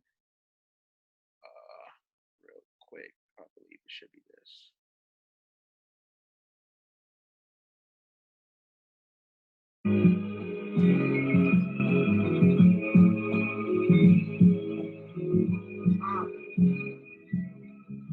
I celebrate when I hit somebody with chemo. Cause cancer tried to take my mama and my Negro. And my Negro mama. So many gotta remind you. To me, I'm superheroes. So I found less to complain about. More doing, less explaining now. 10 toes and they remaining down. To the goal, that's my language now. Old friends is like strangers now. Only thing you changing now. Nah, you really know who I am and I was claiming now. Let's release cause it's raining now. So I see it as my chance to go and take it now. Sugar from the basement now. Good work is gonna always sell itself. Do what you love, you better itself. Best first you ever take in your life is to invest in yourself. Mental health is even better than wealth. Believe to it. So. Thank you, brother. Let's see, hold on. There we go. So I was just, that one was about, I think I had gotten a call that one of my friends or somebody that I knew beat cancer, and it just like kind of made me celebrate life a little bit, you know, and really just talk about the joy that I was having tapping into my art in a way that I didn't even know, you know. So as time moved on, an accidental, but I don't think it was an accidental conversation with one of my friends. Hold on. I really don't know what I'm doing. Y'all can't see me, right? Yeah, we can. Well, y'all can. Y'all can still see my screen? Oh, this is crazy. Let me make sure I don't got like Pornhub or nothing up there. But yeah, a conversation with my boy, he was talking to me about something else, about like one of my past projects and turning it into like a book of poems. And I was like, damn, I got to write out them verses, but I got these because as you see, like the words was coming up on the bottom. He was like, yo, you should print those out as poems and give some commentary on how you feel. I was like, all right, cool. So it ended up turning into this book right here, which is Thoughts Become Things, Creative Moments, Creating Moments. And oh man, this was probably like the most fun thing that I've done. You know, this picture was by one of my boys, Jeff Lagon, who Steve knows. I believe Steve, you and him are supposed to be working sometime soon on something. So that's kind of dope. Hopefully this could be like a piece up there or something, you know. But it was like those verses that I was doing, I almost now feel like I didn't even do them for 2019 because some of them are like sitting so well right now and what's going on in the world. You know, got to hold a live yesterday about anxiety, and there's verses on anxiety because I was going through my own anxiety, and I'm just grateful that I was being used as a tool to kind of get out this message. And you know, so this is the book, as I told you. It's available on Amazon, and it comes in 3 formats, which is the paperback like this, and then the audio book and the ebook. And I just wanted to show y'all the ebook because that was kind of like, this might be like my favorite version of the book. So, well, you'll see why.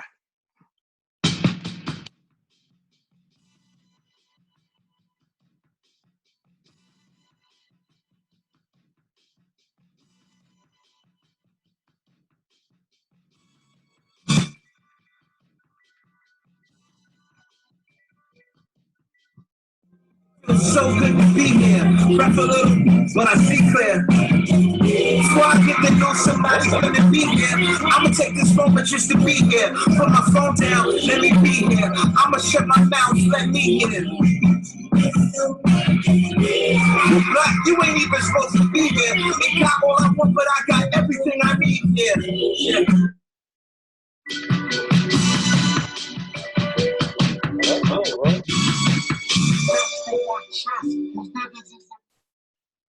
So, reason why I say now, somebody, because I'm sure y'all are way smarter than me on this. How do I stop sharing my screen? Hold on, I'll turn it off.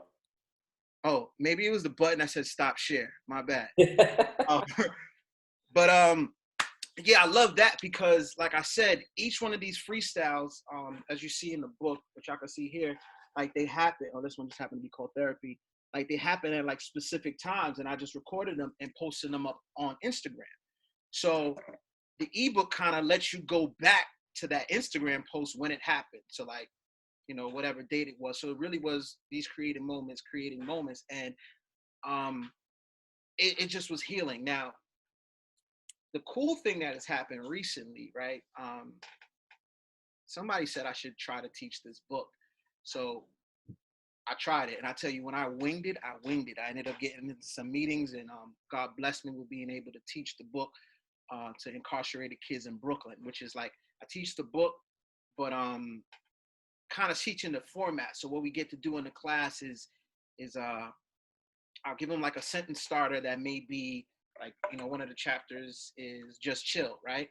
So I would do a sentence starter that says, I tell myself to chill when, and then we'll have like a whole conversation, this, that, and third, but music is playing the whole time. So they'll say, yo, I tell myself to chill, you know, when I'm about to wild out or blah, blah, blah, a million things, and we just write it down. Then afterwards, we just tap in and just make verses together. And I've seen some of the most beautiful things these young boys are saying because they're forgotten. You know, like we know people get locked up as adults, but kids get locked up too. And nobody really pays attention to them. Like you'd be surprised. And sometimes it's even their own family. And just to see like them express themselves, and they're not always on beat. Sometimes it's just poetry. I've extended it to it being like, if they draw, like I don't really want you to start rapping because it's not your thing, but just draw to the music. Where's that emotion kind of taking you, you know? Corona stopped us a little bit, obviously, because, you know, school's closed, but they contacted me and I've been doing this virtually now, which is really dope. I get to put together these lessons and just tap in with people and get these emotions and these feelings. Hopefully it's healing for us all. Hold on one quick second. My bad. Yeah, hold on. Matter of fact, we're gonna do that. Come on, you can come down. Oh, all right. It's not gonna happen. But anyway, yeah, that's pretty much it.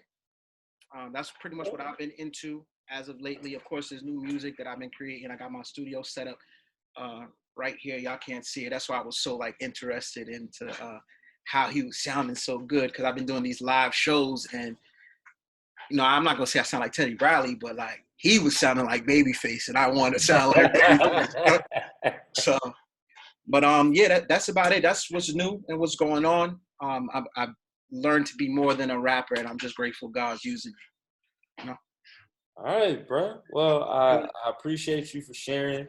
Real quick, say what's up to Mom Dukes, y'all. Y'all can all see her. You don't gotta come up to the camera and all that. Ça qu'a fait, mama? You know. How are you? Oh. Okay. Yeah. Bonjour, ça va bien? Ça va bien, merci. Très bien. Go do what you do. But this is where we back. When as you see, those freestyles were all done in that basement. Well, right here. So like I'm back. I've been doing new freestyles with new energy and emotions because we got a host of things to talk about these days. So I just want to create the conversation. That's what the book's about, creating a conversation and people tapping in and just kind of letting go of their emotions and their pain, and you know, just offer some healing to the community. Oh man, look, I love it, bro. I actually didn't even know you had a book until just now. Ooh, we got a baby on the check-in. What baby? What baby? I think that's Meredith's baby, who is oh, like, that's my god baby. Where's she's being viciously attacked by a small child at the moment. Hey girl. But congratulations on the book. I definitely can't wait to see a Believers times NJS jersey collaboration. Man, and let me tell you, to my house, please. For the baseball jersey. That Rodman jersey was fire. I knew what it was the moment I seen it. And I just was like, and then when you showed up with the Wakanda joints, I'm just like, yo, I don't even got no ideas. I would just like to create with them, and you be great. Just use the logo, whatever you want. And let's tap in. Let's do something for the people. Why not? All right. So I just unmuted anybody. If y'all have questions for Gist, feel free to ask away. Gist, what's up? Quick question. We've met before, right? Yes, you're actually the one that I was like, oh, I'm already following her. Yeah, I was like, this like the Believers joint I seen. All right. But no, I think so. Your ebook I love because like when I read like certain historical books or music books or like books about sports, I always find that like I'm going like if it says like, oh yeah, because when I wrote International Players Anthem and then I go pause what I'm reading, go play the song, and like I type a text, all that stuff, and then go back to the book. Like the fact that you can do that and create a consumer journey, like that, you just like kind of blew my mind with that a little bit. And thank you. There are a lot of ways like to take that and run with it, because you can create a consumer journey, or you can like tap into what someone's journey already is. Sorry, that background. That's all good. So we was at church a minute ago, so it's all good. But yeah, I'm gonna get on mute now. But I love that. Thank you. You know, I also want to say, because I feel like I'd be doing myself a disservice to not mention this about the book. I did the book with one of my closest friends, the one who inspired me to put the poems together, and he's like really into business, and he does coaching, and he kind of gave me some steps like along the journey, because I'm all over the place. Like my attention span is like that of a bullfrog, so like I'm all over the place, and but he had to like kind of get me to calm down a little bit, and what he did was create like a timeline, a way to structure it, and how to prioritize things, as you can see like all through here. And I think there's some blank Those are the ones that I actually filled out. And we actually have blank ones up on the website. Oh, I'm bugging. This is like a blank one right here. And I don't know what's going on. But anyway, they're up here and they're available. But like, this journey was only kind of created because somebody helped me to structure myself and not be an artist all of the time, you know, because I feel like, you know, Steve is an artist with 80 things behind him that all say Brooklyn, you know, so I can imagine where he's from, you know, and I just would like to share that with y'all. So it's kind of connected, but I really needed to say that because this isn't done by myself. And I'm glad that you caught that it's just a journey that we're trying to tell. But that's what I kind of grew to being a little more structured. Not a lot more, but a little bit more structured. Well, thank you, Jazz. And nice to meet you again. I have a question. What's up? My name is AJ. I did see you perform last year at Slap. I've seen you at Slap before, right? Yeah, Slap also. You saw her at Slap too. Yeah. Okay. I mean, you know, the circle is very small. Very small. Very small. I like one of the things that you said in reference to being more than just a rapper. Like you found a way to be more than just a rapper. Like, I mean, that's the level of creativity out there that, you know, kind of exists, is being able to do more than one thing. You also mentioned writing ebooks. I've heard people like mention this ebook situation, but what is an ebook? I haven't done the research, so I'm just gonna ask you about it. This is the third time somebody brought it up in this living room, and I did not look for it. So now, can you just kind of give me a short explanation as to what? I know it's a book, but like. It's basically the book on your phone. So like you can use Kindle or Barnes and Noble. I think theirs is called a Nook. Yeah, the Nook is so you got the Nook, the Kindle, and then you got the Prime ebook app. Yeah, so you can bring them up. It's just really the book on your phone, like electronically. I think the E is for electronic. So right, but you said you wrote a book, and it's now an ebook, right? Oh, it's just the same book on your phone, so you don't got to get the paperback. You can get it on your phone. Yeah. Okay, I'm thinking it's like a whole different type of like, I don't know, way of coming out with books. Nah, that sounds really stupid. Yeah, nah, it's just this book, and the reason why I said it was my favorite is because like this book is just print, and all you can see is like the verses. But this one, you could actually go, you can read the verse too, but there's a link to take you to the verse when I actually did it. And I gotta tell you, I love that Mighty Most painting you got back there. What is that, from A New Danger, I think it is? Most Def painting behind you? Oh, yes. Yeah, I thought you said Mighty Mouse. Nah. Mighty Most. Black Dante. One of the greatest. Black Dante. And yes, he's from Brooklyn, Steve. He's from Brooklyn. You already know what's coming, bro. Yeah, we know. No matter where I go, Brooklyn always beat. Yeah. Yo, bro, I've never been to not a single country more than 3 days and not run into somebody from Brooklyn. We know. I'm talking Trinidad, Nigeria, Switzerland, wherever. I was in Shanghai in a club called The Rendezvous, ran into this dude and his wife from Brooklyn. Well, when you got Biggie looking like a samurai, like you just showed us a minute ago, of course you're right. Of course you're gonna run into Brooklyn out there. Just for the record, I've been keeping count. You said Brooklyn more times than you said Queens. Well, Queens. Queens. Got him. All right, so just please, brother, drop all your info in the chat so people can find you, the book, the music, your name on all the music platforms, and things like that. I'm going to give some of the folks that don't know me a quick rundown on who I am, what I do. Then I'm gonna pass it to AJ. Then we're gonna get up out y'all hair because I know we've been here like 2 hours. It was a good 2 hours, bro. And Meredith, I think, just had her snack stolen by her child. It's all good. It be like that. Snatched it out of her hand. He was like, "Give me that." You know, it was the baby's birthday, I think, last week. She turned 2. right? So she could get all the it's like my snack. Yeah. Hold up. So I produce a few interactive art events here on the East Coast.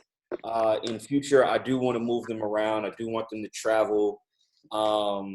Think Rose Wine Mansion meets Art Beat and Lyrics from Georgia on steroids, right? We have exhibits you can interact with. We have artists in the gallery. Rim, who is also on the check-in here somewhere. I saw him earlier. We've shown his work before as well.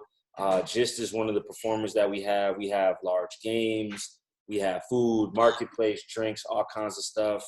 And once Rona is over, we'll be introducing a new event called Create Mess, which is a sip brunch on steroids. Instead of sitting down with your glass of wine and painting the same thing that everybody else is doing, we're going to put people in a tent, give them all canvases, super soakers, water bottles, and you get to make your own abstract painting.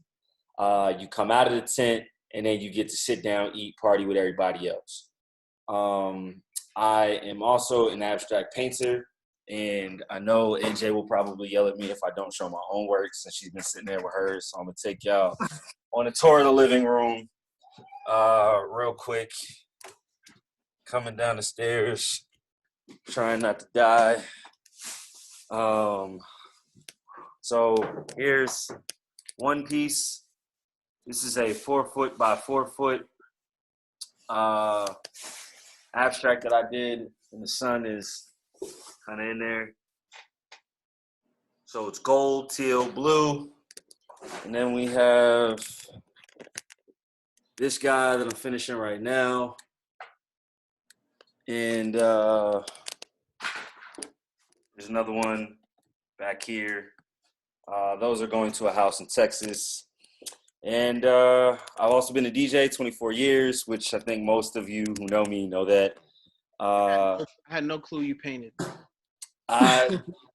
Rona has brought out a lot of things that I haven't done in a really long time.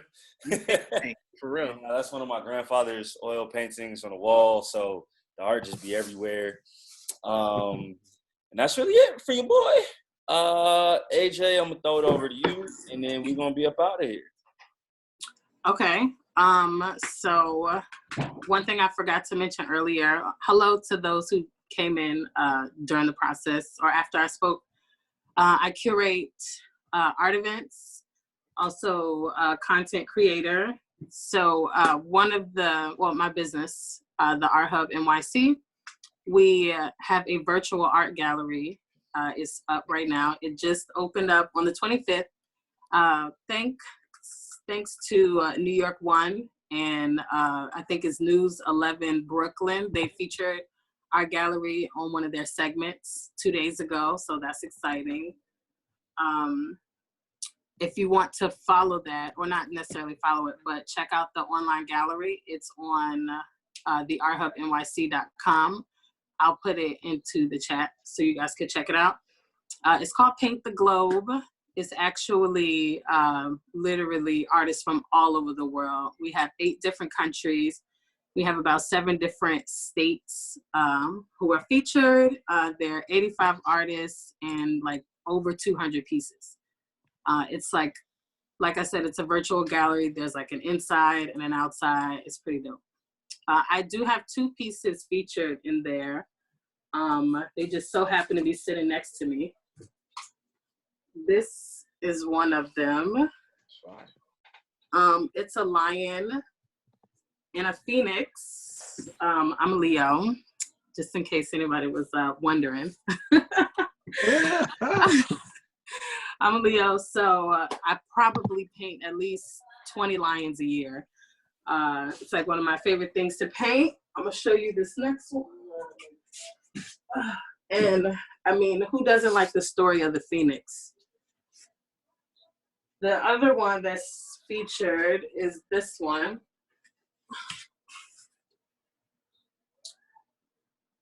Is that an eyeball? Yeah, it's called Unplug the Matrix. So it's like an eyeball, like, you know, plugs and stuff like that. So unplug the matrix, plug in your own matrix, you know, that kind of deal. But don't follow the media. But yeah, that's pretty much all I have. Check out our online gallery. I'm gonna put that information in. Thank everybody for coming out. Thank you, Rennie, for this amazing idea. Gives me something to do throughout the day instead of just talking to myself.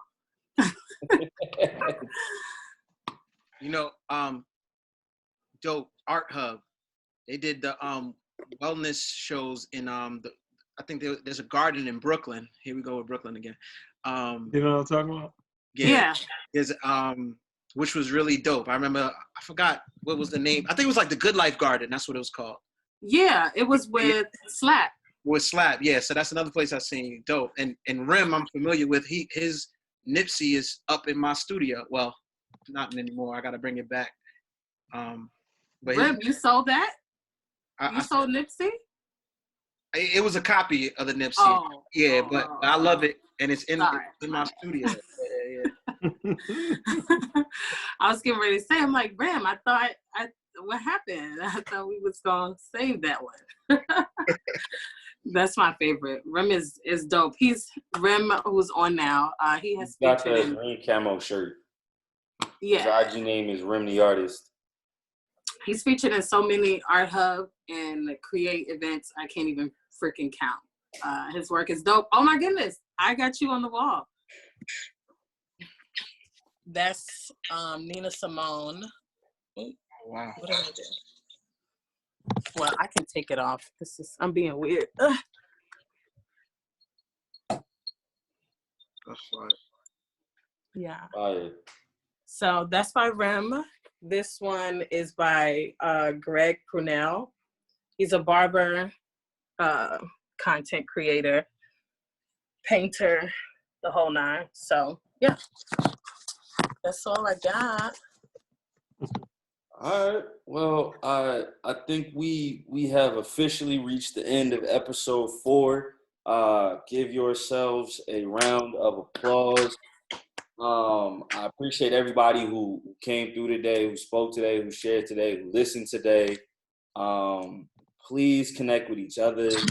Please mingle. Please network. Let's continue to build up the art world, the visual art world, and the like. And this is the end, Finn. So this is where if you feel like coming off mute and just talking some smack and chopping it up with each other, you can do so. But I'm gonna stop the recording now. And you can find me on Instagram at create.festival or at AJ_Kelly with an IE, not a Y. Ow.